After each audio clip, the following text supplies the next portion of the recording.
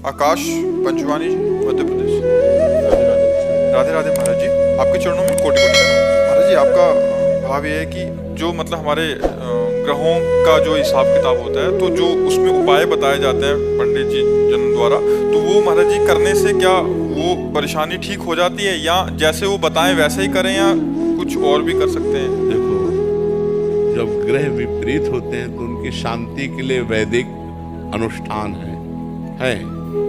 वैदिक अनुष्ठानों का अगर हम सांगोपांग ब्राह्मण के द्वारा अनुष्ठान कराएं तो ग्रह नक्षत्र जो हमारे विपरीत होते हैं वो उतना उपद्रव नहीं कर पाते। ये वैदिक सिद्धांत है। लेकिन यदि भगवान की आराधना की जाए तो कुछ नहीं बिगाड़ सकते। जो पे कृष्ण चरण मन अर्पित तो का करी है नवग्रह रंक। ऐसे ही जानकी नाथ सहाय करें तब कौन बिगाड़ सके नर तेरो। शुक्र शनिचर राहु केतु सब क्षण में हुई है तेरे चेरो। जानकी नाथ सहाय करे तो कौन सीम की चाप सके को तासु। बड़ रखवार रमापति जासु। यदि भगवान तुम्हारे अनुकूल हैं और शनिचर 7.5 है तो कुछ नहीं बिगड़ने वाला, मंगल ही मंगल होगा। अगर भगवान का भजन नहीं करते, मनमानी गंदे आचरण करते हो तो थोड़ा अनुष्ठान कराने से थोड़ा तो शांत होगा, लेकिन वो फिर वो अपनी कला में तुम्हें फंसाकर नष्ट करेगा। इसलिए हमें लगता है कि जो वैदिक अनुष्ठान करवा सके तो करवा ले। भगवान का नाम लेकर के, भगवान का आश्रय लेकर हर ग्रहों को शांत किया जा सकता है। खूब नाम जप करो तो हर ग्रह शांत हो जाएंगे, अपने आप शांत हो जाएंगे। कह रहे बड़ो चिंतन, जैसे कुछ भी परेशानी आती है तो ऐसा लगा 7.5 ही आ गए। ले ऐसा कर। अच्छा ये बताओ, जिसके ग्रह नक्षत्र विपरीत नहीं होते उसको समस्या नहीं मिलती क्या? जो हमने पाप कर्म किए वो हमें भोगने पड़ेंगे कि नहीं भोगने पड़ेंगे? तो शरीर की रचना 2 कर्मों से हुई, पाप और पुण्य दोनों के मिश्रित से हुई। तो कभी सुख आएगा कभी दुख आएगा। हाँ, ग्रह नक्षत्र विपरीत होते हैं तो हमको परेशानी ज्यादा पड़ती है, हमें समस्याएं ज्यादा आती हैं। तो हम ग्रह नक्षत्रों की शांति का उपाय बिल्कुल सरल उपाय है।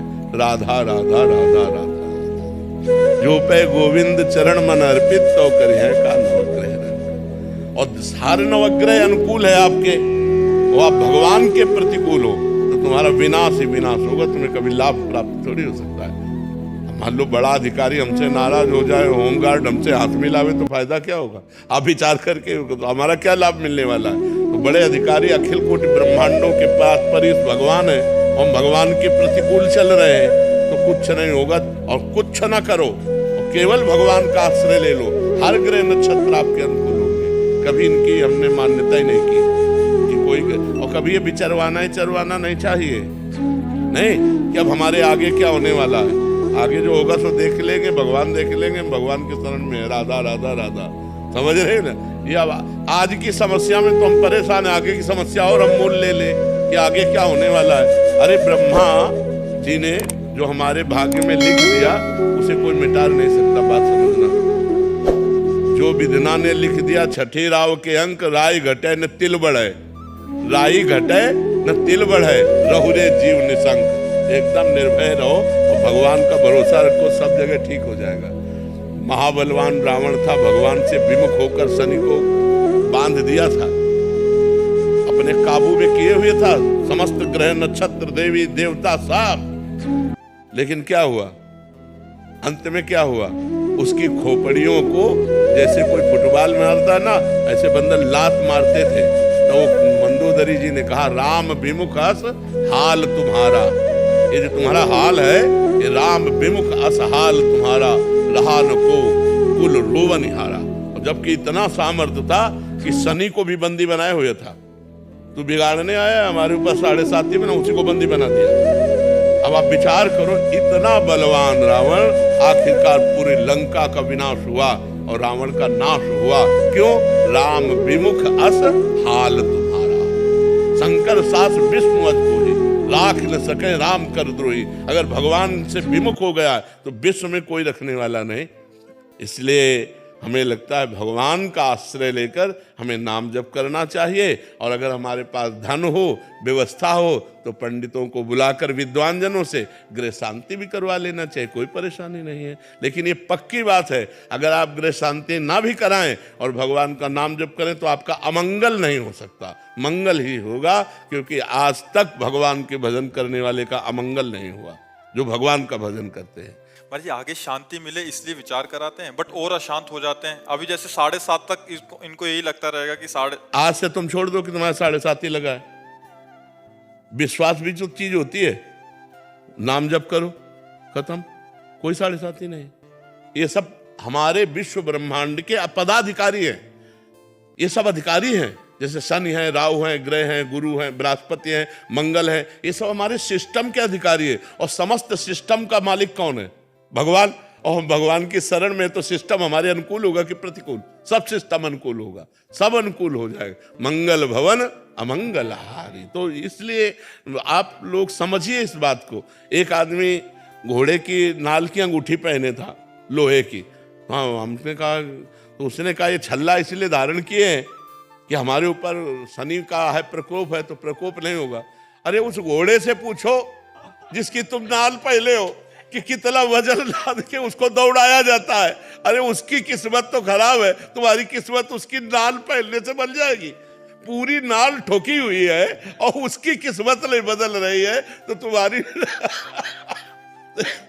अरे राम राम जपो, राधा राधा जपो, कृष्ण कृष्ण जपो, तुम्हारा मंगल होगा। भाव कुभाव अनख आलस हो, नाम जपत मंगल दिस दसो। इस बात पर विश्वास करो। तो आप भैया निश्चिंत रहो, खूब नाम जप करो। और होई है सोई जो राम रचि राखा, को कर तर्क बढ़ावे। ये कुछ नहीं बिगाड़ सकते। श्रीकांत जी काशी। राधे राधे महाराज जी। महाराज जी मन अशांत क्यों रहता है? भगवान का चिंतन नहीं हो रहा, इसलिए। मन सच्चिदानंद भगवान का अंश है। इंद्रियाणाम मनश्चास्मि, इंद्रियों में मैं मन हूं। अगर मन को हम भगवान के चिंतन में नहीं लगाएंगे तो असंतुष्ट रहेगा, चाहे जितना सुख दे लो। तब लग कुशल न जीव को, सपने हूं मन विश्राम। जब लग भजत न राम को, शोक धाम तज काम। मन को विश्राम शांति तभी मिलेगी जब हम खूब नाम जप करेंगे। तो नाम जप करो आप, फिर देखो आपके मन को आनंद आता है कि नहीं आता। हर कष्ट में आनंद आएगा, हर परिस्थिति में आनंद आएगा। जैसे हम आपसे हंस करके बात कर रहे हैं आपसे, लेकिन हमारी शरीर की परिस्थिति बहुत डाउन है। दोनों किडनी फेल हैं, डायलिसिस होता है, परेशानियां हैं, लेकिन हम कोई परेशान नहीं। परेशान हो तो आपसे परेशान की तरह बात कर रहे हैं, हम तो आनंद से बोल रहे हैं। तो मन प्रसन्न है हमारा, शरीर हमारा रोग ग्रसित है, लेकिन राधा जी भगवान है ना। हाँ बस भगवान, हाँ भगवान की कृपा का आश्रय लो और नाम जप करो, देखो मन शांत हो जाएगा। खूब राधा राधा राधा राधा और आनंदित। अनुष्का जी विदिशा से। श्री हरिवंश महाराज जी। महाराज जी व्यवहार में सभी जन अलग अलग हैं, मन भ्रमित होता है, सब में भगवान के दर्शन कैसे करें महाराज जी? अब फिर हमको वही बार बार उदाहरण देना पड़ता है। व्यवहार से हम भगवान का लोप नहीं कर सकते। जैसे एक ही बिजली है, हमारा जीवन है। बिजली पानी उत्पन्न करती है, प्रकाश देती है, एसी चलाती है। बिजली देखो कितना हमें काम करती है, और बिजली मार देती है, छू जाए तो मार देती है ना। बिजली ठंडा है, बिजली गर्म है। तो ऐसे ही परमात्मा पावर है, खोपड़ी अलग अलग है। अब वो जो पापमयी वृत्ति है तो उसमें पावर गया तो राक्षसी बल बढ़ गया। अब वो अपनी राक्षसी पना कर रहा है तो पावर को देखता है। जो पावर को देखता है वो हीटर में भी एक पावर है, हाइलोजन में भी वही पावर है, एसी में भी वही पावर है, फ्रिज में भी वही पावर है। पावर एक है, लेकिन करण अलग अलग होने के कारण उसकी क्रिया अलग अलग है। ऐसे ही बुद्धि का प्रकाश अलग अलग है। कोई दुष्ट बुद्धि वाला है, कोई साधु बुद्धि वाला है, कोई मध्यम बुद्धि वाला है, कोई प्रवीण बुद्धि वाला है, लेकिन पावर सब में परमात्मा एक ही है। परमात्मा रूपी पावर एक ही है। जैसे बिजली का पावर एक ही है, लेकिन क्रियाएं अलग अलग हो रही हैं क्योंकि करण अलग अलग है। ऐसे खोपड़ी अलग अलग है, इसलिए परमात्मा पावर जाकर वैसे स्फुरित होता है। एक है बहुत अच्छा बोलता है, मृदु बोलता है, एक है जब बोले तो हृदय दुखी हो जाए, एक है जो आचरण करे सब गंदा करे, एक है बहुत अच्छा आचरण कर रहा है, लेकिन दोनों में पावर एक ही है। अच्छा आचरण करने वाले और बुरे आचरण करने वाले में पावर एक ही है, वही पावर परमात्मा है। हमें परमात्मा को देखना है, हमें पावर को देखना है। अगर हम क्रियाओं को देखेंगे तो परमात्मा को नहीं देख पाएंगे, और परमात्मा को देखेंगे तो क्रियाओं का महत्व नहीं रहेगा। कि सब में बिजली एक ही है, अगर बिजली चली गई तो हीटर भी ठप, कूलर भी ठप, सब ठप, नहीं ठप हो गए। हाँ, इसीलिए पावर परमात्मा है, जीवन आधार परमात्मा है, सबका जीवन आधार। वो पापी पुरुष के अंदर भी विराजमान है, क्योंकि अगर वो पावर ना हो तो पाप कर ही नहीं सकता। पावर तो परमात्मा ही। अब परमात्मा रूपी पावर का प्रयोग क्या हो रहा है ये देखना है। अब जैसी बुद्धि होती वैसे उस पावर का प्रयोग होता है। तो इसलिए हम भगवान को सब में देखें, क्रियाओं को ना देखें, नहीं तो हम भगवान को नहीं देख पाएंगे। गौरव पांडे जी, लखनऊ। राधा वल्लभ श्री हरिवंश महाराज। श्री हरिवंश महाराज जी, महाराज जी आपसे सत्संग में सुना कि हमको सिर्फ नाम जप करना है और इसके सिवा हम कुछ कर भी नहीं सकते। अगर कुछ कर सकते हैं तो सिर्फ अपना बुरा कर सकते हैं। अगर छूट हो जाए तो हम कहाँ गिरें, हमारा चिंतन कहाँ, हमारे हृदय की मांग क्या है, हमारी दृष्टि कहाँ। अगर हम रुके हैं तो कृपा की बाढ़ हमें रोक रखिए। महाराज जी आपकी कृपा से सब अच्छा चल रहा है, पर कभी कभी मन जो पुराने व्यसन छूट चुके हैं, संसारिक प्रतिकूलता आने पर बहुत जोर से उधर ले जाता है मन, जिससे परेशान हो जाता हूँ। और इस मन इसी से तो बचना है। नवीन कुसंग से और पूर्व संस्कार से हमारा युद्ध होता रहता है। जैसे नवीन कोई हमने दृश्य देखा, कोई बात सुनी, कोई भोग सानिध्य हुआ तो भोगने की इच्छा हुई। नवीन कामना, भोगे हुए भोगों की तृष्णा, यही से तो युद्ध होना है कि वो भोगा था, अच्छा लगा था, ये मन चिंतन करवा करके उधर ले जाना चाहता है। उसी समय ना, अब नहीं, अब लो नशा नहीं। यद्यपि बहुत बुरा लगेगा, मन को बहुत बुरा लगेगा, वो आपको जलाएगा, और उस जलन को सह जाना ही अध्यात्म है। यम ही न व्यथ्यन्ते ते पुरुषम पुरुषर्षभ। जो मन के द्वारा दी हुई व्यथा से परास्त नहीं होता, व्यथित नहीं होता का मतलब परास्त नहीं होता। जैसे हम आपसे मिलना चाहते हैं और कोई हमें सुख मिला है आपसे, अब मन विवश करेगा आपके पास चलना, नहीं, अगर गलत है नहीं मुझे जाना, नहीं, अब वो जलाएगा, ना भजन में लगेगा, ना कहीं नहीं लगेगा, बस वो बार बार वही प्रश्न करेगा, वहीं चलो वहीं चलो, वो बार बार वही भोग मांगेगा हमको बार बार कर। नहीं तो चाहे मार डाल, मैं नहीं जाऊँ, कुछ भी कर, राधा राधा राधा, वो थोड़ी देर जलन देगा, शांत हो जाएगा। फिर दोबारा जब उठेगा तो पहली बार 15 मिनट जलन दी थी, अब की बार 10 मिनट जलन देगा, फिर 5 मिनट, फिर 2 मिनट, फिर सदा सदा के लिए राधे राधे हो जाएगा। पर इतनी क्षमता रखनी पड़ेगी कि उसके इस वार को सहना पड़ेगा। उसका स्वभाव है प्रमथन, मन को मत डालना, एकदम व्याकुल, यार सब बाद में देखेंगे, पहले ये खा लेते हैं, पहले ये भोग लेते हैं, पहले ये पी लेते हैं, पहले ये देख लेते हैं। उसका ऐसा स्वभाव है। मन के स्वभाव को सह जाना यही साधुता है। सहत सहत बाढ़ भगति गृह तन गुरु हितगार। जब ना सहन हो तो रो पड़ो, भगवान को साक्षी करके, हे नाथ आप देख लो हमारी दुर्दशा होने के लिए ये क्या मन कर रहा, प्रभु आप संभालो, मुझे सामर्थ्य दो प्रभु। उस समय प्रभु को पुकारे, उस समय नाम कीर्तन करने लगे, उस समय सत्संग सुनने लगे, उस समय किसी साधक से बातचीत करने लगे। एकांत में तो फिर टिक पाना बड़ा मुश्किल है। जब हमारा मन किसी विषय पर अरज गया हो और हम एकांत में तुम्हारा बार बार तुम्हें परास्त करेगा, उस समय हमको खोजना है कि किस विषय से शांत होगा। कोई शास्त्र स्वाध्याय, कोई सत्संग सुनना, किसी साधक के पास बैठ जाना, कुछ नहीं है तो जोर जोर से भगवान को पुकारना, राधा राधा किशोरी जू, हे लाल जू, हे प्रभु मुझे बचाओ मेरा मन ऐसे। क्योंकि इसको सहना बहुत कठिन है। बातें बना लेना, उपदेश दे लेना, उपदेश सुन लेना सब सरल है, लेकिन जब ये हठीला मन किसी विषय पर हट कर लेता है कि मुझे ये चाहिए, मुझे ये भोगना है, फिर बड़ा मुश्किल हो। फिर तो मतलब घबराहट पैदा कर देगा, भारी जलन पैदा कर देगा, व्यथा पैदा कर देगा। कहीं लगेगा नहीं तो आपको भी बुद्धि सलाह देगी, अरे कर लो, आज के बाद कभी नहीं करेंगे, पर आज कर लेंगे, शांत तो हो जाएगा मन। बस मर गए, अब फंसा लिया। फिर शांति जब होगी ना तो कहेगा कि नहीं करूँगा, पर पुनः जब संकल्प भरेगा तो तुम लड़ नहीं पाओगे, तुरंत वही करना पड़ेगा। फिर 2-4 बार हारने के बाद मन क्या कहेगा, अब तुम जीत सकते ही नहीं, लगे रहो इसी में।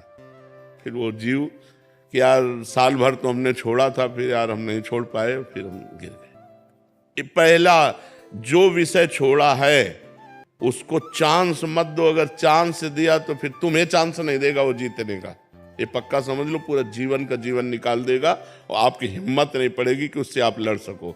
और एक बार लड़ना सीख गए, एक बार परास्त कर दिया तो आपके अंदर आनंद उठेगा कि यार वो बात से हम बच गए, वो बात से हम बच गए। तो आप हर बात जो बुरी है उसको आप परास्त कर देंगे।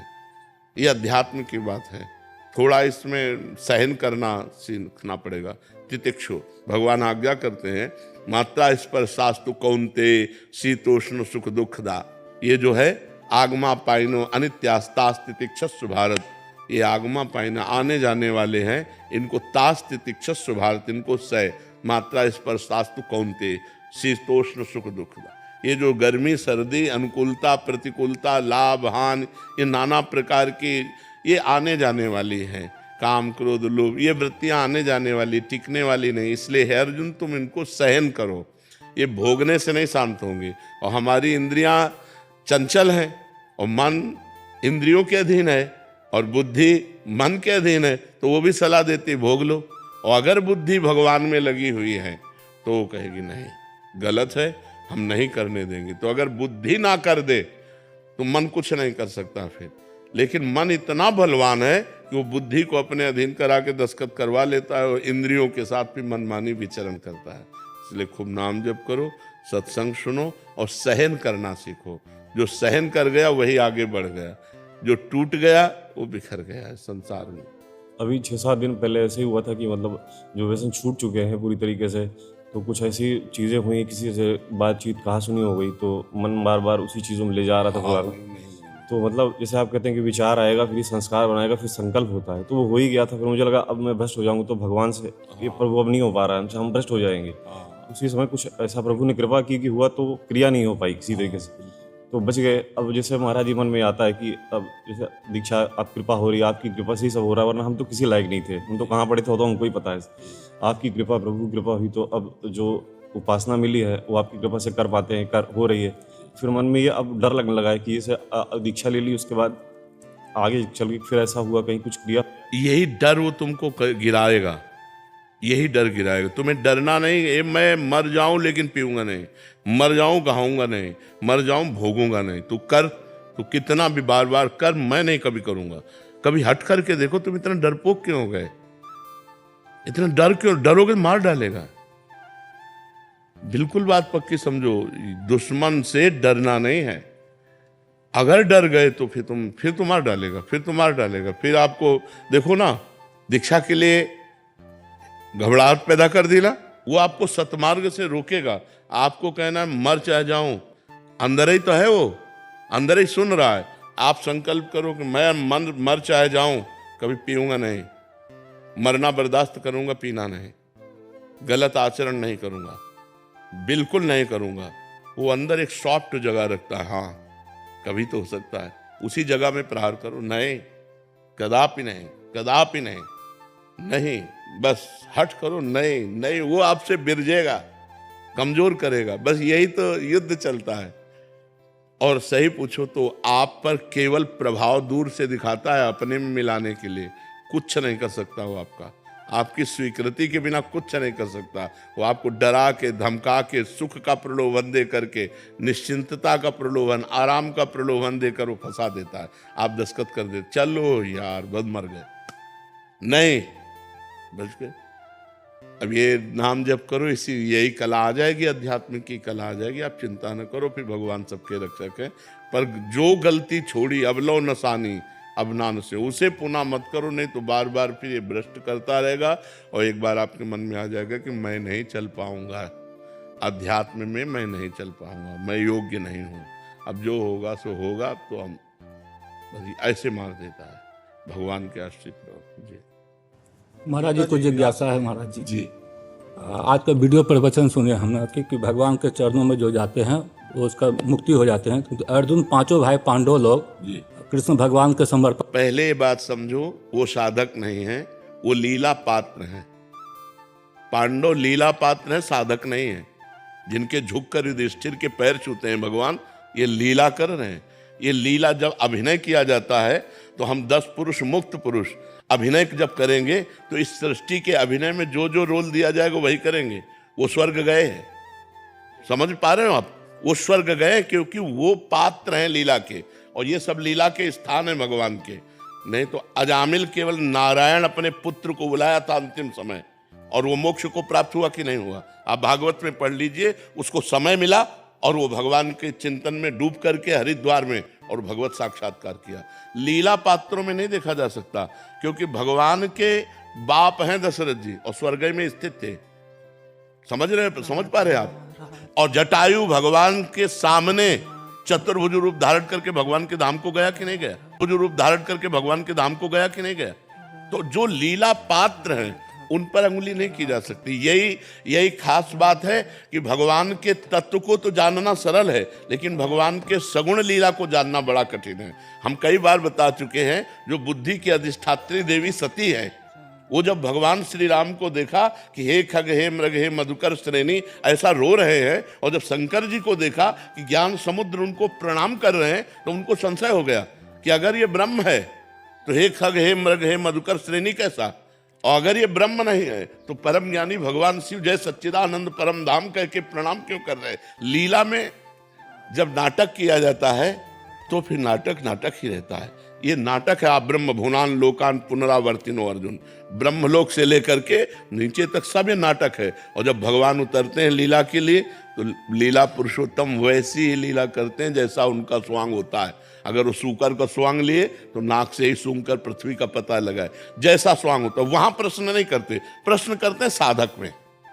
प्रश्न बनता है साधक में। जब जैसे सनक सनंदन सनातन सनत कुमार नारद जी ये सब सृष्टि के लीला पात्र हैं, ऐसे दशरथ जी कौशल्या जी नंद बाबा यशोदा जी उनके सखा उनका परिकर ये सब लीला पात्र है। ये पांचों कर्म के वशीभूत होकर पांडव नहीं आए हैं, ये लीला पात्र हैं। जैसे अर्जुन भगवान नर के अवतार है, तो नर नारायण भगवान एक ही भगवान दो रूप में हो गए, तो वही भगवान के अवतार है। अर्जुन साक्षात भगवान के अवतार, उनको क्या मोक्ष? भगवान तो अर्जुन को निमित्त बनाकर गीता हमें उपदेश कर रहे हैं, अर्जुन को थोड़ी कर रहे हैं।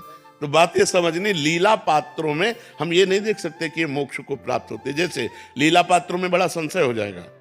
सूत जी महाराज 88,000 ऋषि शौनकादि जमीन पर बैठे हैं और सूत जी महाराज सिंहासन पर बैठे हैं, और सिंहासन पर जो आसीन होता है वो जगत गुरु पद होता है।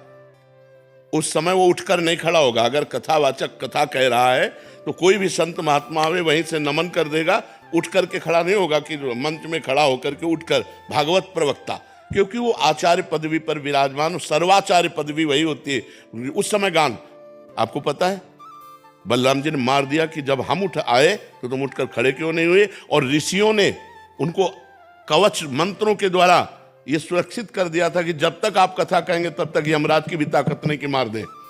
तब ऋषियों ने कहा हमने तो इनको अमोघ जीवन दिया था, तो कहा को पुनः जिला दे।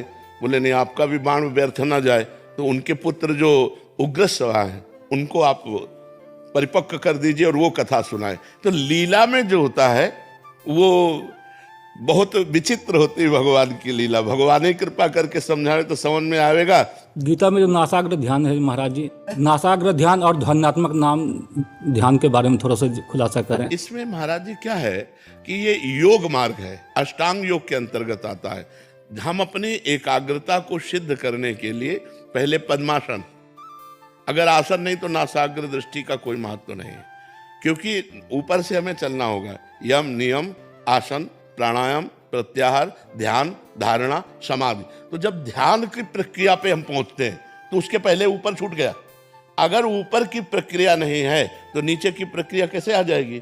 तो आसन में कितनी देर आप बैठ सकते हैं, पद्मासन या सिद्धासन में? मैं ऐसे 3 घंटा समासन से 3 घंटा। तो अब अपने आप आपकी तो बुद्धि एकाग्र हो जाएगी। 3 घंटा यदि आसन में बैठते हैं तो नासाग्र दृष्टि करने की जरूरत नहीं, आपका आज्ञा चक्र खुद धधकने लगेगा। अगर बिल्कुल निष्क्रिय होकर 3 घंटा, क्योंकि बैठते रहे ना, उसी मार्ग में चले हैं, अगर आप ऐसे बैठे हैं तो नासाग्र दृष्टि करने की जरूरत नहीं, आपकी ऊर्ध्व दृष्टि अपने आप अंदर ही हो जाएगी और आपकी आज्ञा चक्र पर दृष्टि एकाग्र हो जाएगी। नासाग्र दृष्टि तो नए साधकों को करनी होती है। 3 घंटा यदि सिद्धासन और पद्मासन में बिना हिले बैठ जाए तो आज्ञा चक्र उसका अपने आप खुल जाता है, ऊर्ध्व दृष्टि हो जाती है अंदर। ऐसे आप अनुभव किया ये बात कि आपके आंख बंद है और दृष्टि यहां है, एक तेज प्रकाश खुल रहा है, और उसी तेज में जो हम चिंतन करते हैं, चाहे प्रणव चिंतन करें या राम चिंतन करें या कृष्ण चिंतन करें, वो छाया रहता है। आंख खुली है तो ऊर्ध्व दृष्टि है, आंख बंद। नए साधकों के लिए है कि नासाग्र दृष्टि रखे। वो तो चलते फिरते उठते बैठते उसकी ऊर्ध्व दृष्टि ही रहती, उन्मनी अवस्था रहती। 3 घंटे तो बहुत बढ़िया अभ्यास है। ध्वन्यात्मक नाद कब पर आप पीते हैं? ध्वन्यात्मक नाद पहले महाराज जी शुरुआत में उपांशु से चले। वाणी 4 प्रकार की होती है, परा, पश्यंती, मध्यमा, वैखरी। अगर हम मंत्र को वैखरी के द्वारा बहुत दिन अभ्यास किया तो उपांशु में आई, और जब उपांशु में आई फिर इसके बाद वो पहुंचती है पश्यंती, जो मध्यमा क्रॉस करके पश्यंती में। जब पश्यंती में पहुंचती तो वो जो भावना करता है, कोई वंशीनाथ की भावना करता है, कोई घंटा ध्वनि की भावना करता है, उसी भावना के साथ उसका मंत्र चलता है, स्वाभाविक चलता है पश्यंती में। और जब परा में पहुंच जाता है तो जैसे हमारा दिल धड़क रहा है, स्वाभाविक हम जप नहीं रहे, ऐसे स्वाभाविक जप चलता है। उसे अनाहत नाद कहो या अजपा जप कहो, वो स्वाभाविक चलने लगता है। और उसकी जहां धारणा होती है योगी की, इसमें ये नहीं कि सबका एक जैसा चलेगा, योगी की जैसी धारणा होती वैसे उसका प्रकाश हो जाता है। अब जैसे धारणा सगुण साकार रूप की है तो अश्रु प्रवाह होगा, रोमांच होगा, लेकिन अगर निर्गुण निराकार की है तो बिल्कुल कुछ नहीं होगा। वो शांत भाव में बैठा हुआ अपने स्वरूप की स्थिति तक जाएगा। और सबका सार यह है अचिंत्य स्थिति। अगर आप ज्ञान मार्ग के पथिक हैं तो चिंतन जो होता है वो पर का होता है, स्व का नहीं होता। करणों से स्व का चिंतन नहीं हो सकता, अचिंत्य है स्वरूप अपना। जैसे दीवाल घड़ी से सेल हटा लो तो जहां मिनट सुई घंटा की हुई ठप, ऐसे अंतःकरण का ठप हो जाना, चिंतन रहित हो जाना, स्वरूप चिंतन है। सब चिंतन छूट जाना स्वरूप चिंतन है। सब चिंतन छूट जाना। प्रणव आश्रय है अचिंत गति तक पहुंचने के लिए, फिर इसका भी चिंतन छूट जाता है। अपने आप में रमण करता है वो। अंतःकरण का जो चिंतनीय विषय है तब तक है जब तक अपने आप का बोध नहीं हुआ। जहां अपने आप का बोध हुआ तो अंतःकरण भी लय हो जाता है, वो भी ब्रह्म स्वरूप हो जाता है। सर्वम खलमिदम ब्रह्म। जब तक ब्रह्म बोध नहीं होता तब तक ये साधन है, और ब्रह्म बोध कर फिर इन साधनों का कोई अस्तित्व नहीं रहता, क्योंकि जीव कभी बंधन को प्राप्त ही नहीं हुआ। मैं महाराज जी गांव में 26 साल से रह रहा हूँ, 98 से जी। उस गांव में कुछ चंडी माता का मंदिर है, वहाँ के लोग जो पुराना है ना, बलि बहुत देते हैं। इतने समझाए बलि बंद करो तो नहीं करते हैं। हम ये कहना चाहते हैं कि जगत जननी जगदम्बा, अगर जगत जननी शब्द हट जाए फिर आप कुछ करो तो हम बात तुम्हारी समझें, लेकिन उनको जगत जननी कहा गया है। और जगत के अंदर पशु पक्षी भी हैं, वो सबकी माँ है। क्या माँ अपने बेटे की बलि से प्रसन्न होगी? या आज तक जिन्होंने बलि दिया है क्या वो पूर्ण रूप से सुखी, शांति, लोक परलोक में आनंद प्राप्त? नहीं। अगर आपने किसी भी देवी देवता का निमित्त बनाकर पशु की हत्या की है तो उस हत्या का अपराध आपको भोगना पड़ेगा। कोई देवी देवता हत्या से प्रसन्न नहीं होते। देवी देवता प्रसन्न होते हैं कि हम फलों की बलि दें उन्हें, हम उपवास करें, उनके लिए तप सहे, उनके लिए कष्ट सहे। अन्न का गला उतारने में, पशु पक्षियों को, अबोध जीवों को मारने में कौन सी देवी प्रसन्न हो जाएंगी? वो जगत जननी है, जगदम्बा है, अन्नपूर्णा है, विश्व का भरण पोषण करने वाली। वो ये मूर्ख लोग हैं जो ऐसा समझते हैं कि देवी खून पीती। देवी खून पीती है उनका जो जगत में हाहाकार मचा करके सीधे सरल लोगों की हत्या करते हैं, उनका खून पीती है। जैसे महिषासुर, शुंभ निशुंभ काट करके इनको चला दिया। वो माँ विकराल अपने ही पुत्र को इसलिए मार रही कि तू लाखों के नाश नाश करता है इसलिए तेरा नाश करूंगी। तो यद्यपि माँ जगत जननी ये छोटे छोटे बकरे पशुओं की हत्या से माँ प्रसन्न होने वाली नहीं। ये दुष्ट लोग हैं, ये मूर्ख लोग हैं जो इस बात को नहीं समझते हैं। अपनी दुष्टता को काबू में करो। किसी जीव की हत्या से कभी परमात्मा प्रसन्न नहीं होता। वो माँ रूप में परमात्मा हो, वो शिव रूप में परमात्मा हो, राम रूप में परमात्मा हो, वो किसी भी रूप में, वो एक ही परम तत्व परमात्मा है, दूसरा कोई नहीं है। इसलिए अगर कोई कहता है कि बिना इसके उपासना सिद्ध नहीं होती, तो रामकृष्ण परमहंस जी ने कब बलि दी? जी नहीं दी। आप विचार करके दीजिए। और साक्षात काली माँ उनसे बात करती थी। इनके जैसा कौन होगा? मतलब विश्व युगों में ऐसे महापुरुष प्रकट होते हैं और साक्षात्कार किया काली जी का, और कब किसी पशु की बलि चढ़ाई। तो ये मूर्ख लोग हैं जो ऐसा करते हैं। हम प्रार्थना करेंगे उनसे कि वो ऐसा ना करें। अगर बलि ही चढ़ाना है तो नारियल की बलि चढ़ाइए, नींबू की बलि चढ़ाइए। किसी जीव की बलि चढ़ाने से माँ प्रसन्न नहीं होती। अगर प्रसन्न हो जाए माँ, या देवी सर्वभूतेषु बुद्धि रूपेण संत्या, तुम्हारी बुद्धि प्रकाशित हो जाएगी, तुम्हें ज्ञान प्रकाशित हो जाए, तुम्हारे अंदर आनंद आ जाएगा। पशुता आती कि आनंद आती? पशुता। माँ का प्रसाद क्या है? त्रिगुण माया से मुक्त हो जाना। ये मनुष्यों की दैवी संपदा वालों की ये उपासना नहीं है। हमें लगता है ऐसा नहीं करना चाहिए।